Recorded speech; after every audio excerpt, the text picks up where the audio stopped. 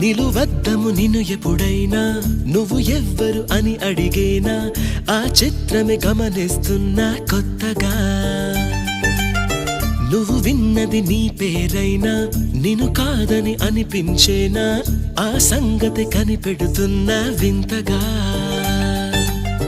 నీ కన్నుల మెరిసే రూపం నాదేనా అనుకుంటున్నా నీ తేనెల పెదవులు పలికే తీయదనం నా పేరేనా అది నువ్వే అని నువ్వే చెబుతూ ఉన్నా